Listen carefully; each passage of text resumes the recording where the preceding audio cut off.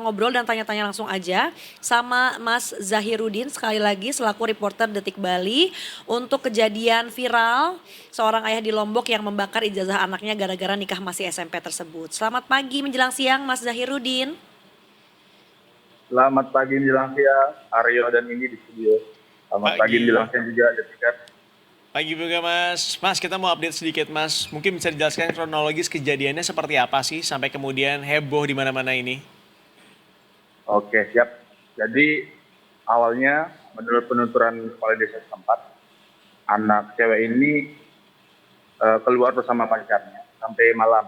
Jadi saat diantar pukul 9 malam oleh pacarnya pulang ke rumah, orang tuanya tidak terima dan merasa kecewa. Akhirnya orang tua ini membawa anaknya ini ke rumah orang tua si cowok dan diminta untuk dinikahkan sesuai dengan adat Lombok.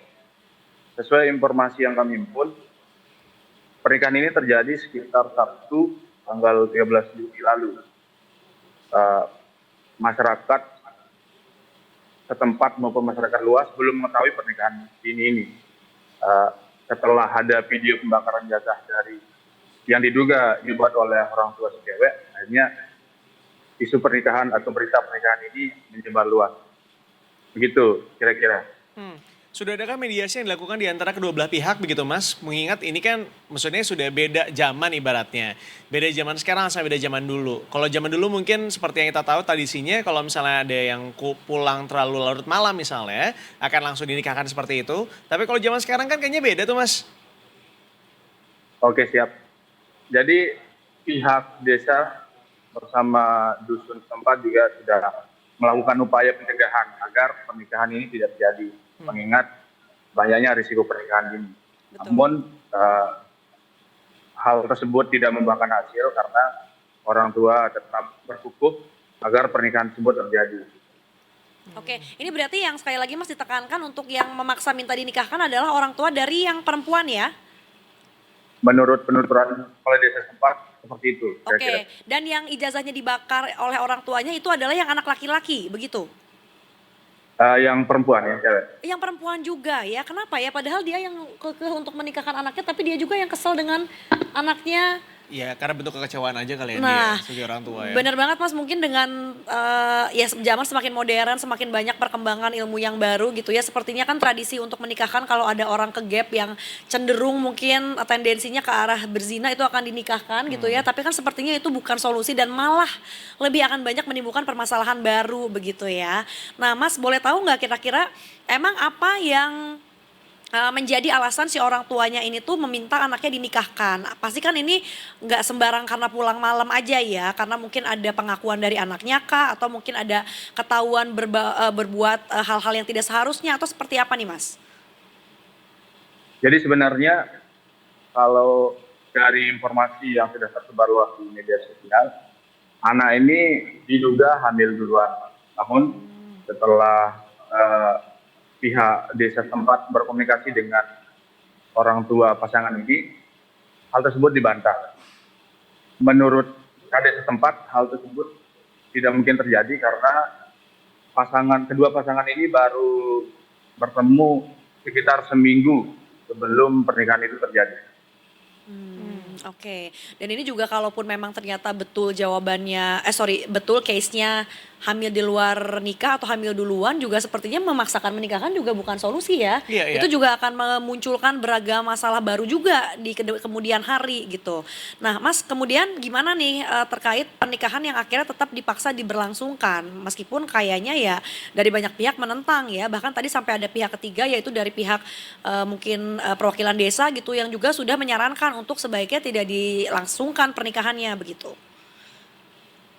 Ya siap. Jadi sebenarnya untuk desa sendiri sudah memiliki awik-awik terkait dengan pernikahan dini. Jadi pihak desa setempat mengatakan akan menerapkan sanksi kepada kedua pasangan tersebut. Nanti buku nikahnya tersebut tidak akan diterbitkan begitu. Jadi tidak dianggap menikah juga Mas artinya atau seperti apa? Mungkin seperti itu kalau dari penuturan kepala desanya. Duh, Berarti akan ada pernikahan di bawah tangan terlebih dahulu sampai mereka sudah cukup usianya baru akan dinikahkan secara negara begitu ya Mas ya? Ya, oke, ini sedih banget ya Mas melihat pembakaran yang gak cuma ijazahnya doang, tapi sampai ke buku-buku rapotnya juga sepertinya dan seragam-seragamnya juga gitu ya. Ini sudah ada komentar nggak sih Mas dari anaknya sendiri? Apakah sudah ditanyai gitu ya? Bagaimana ini perasaannya melihat hal seperti ini dilakukan? Karena gimana pun juga ini adalah perjuangan seorang anak ya yang ternyata dipatahkan dengan rasa kecewa oleh orang tuanya. Yang mungkin kita tahu juga sebelum orang tuanya yang kecewa, mungkin anaknya juga udah jauh lebih kecewa dulu ya Mas. siap. Jadi mohon maaf kalau kondisi anaknya sampai saat ini belum kami ketahui. Pihak dari Dinas Sosial dan Dinas Pendidikan Kebudayaan Lombok Barat juga belum turun untuk melakukan tinjauan maupun pendampingan karena lagi-lagi tersebarnya berita pernikahan ini baru beberapa hari kemarin karena ada video pembakaran tersebut. Gitu. Oke, tapi dari pihak si anak, memang apakah mereka menghendaki adanya pernikahan ini atau sebenarnya si anak-anak ini juga menolak untuk dinikahkan? Menurut penuturan kepala desa tadi, memang yang berkukuh adalah di orang tua karena berangkat dari rasa kekecewaan tersebut. Gitu. Oke. Dan memang mengikuti adat tersebut. Ya ini kalau udah kayak gini sih sebaiknya memang harus ada ikut campur dari profesional begitu ya. Mungkin bisa dari psikolog untuk hadir di sana atau dari Komisi Pelindungan Anak untuk bisa menengahi. Jangan sampai nantinya karena beralaskan tradisi, ujung-ujungnya malah merugikan masa depan si anak. Karena secara mental mungkin mereka juga merasa terganggu begitu. Iya betul sekali ya.